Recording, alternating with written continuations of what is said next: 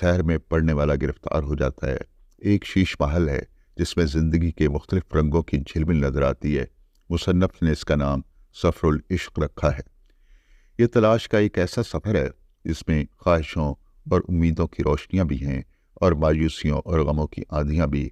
ये मिस्र के शहज़ादे सैफ अल मुलूक की कहानी है, जिसने अपने ख़जाने में एक दिन एक खूबसूरत लड़की की तस्वीर देखी और फिर ख्वाब में वही चेहरा देखा।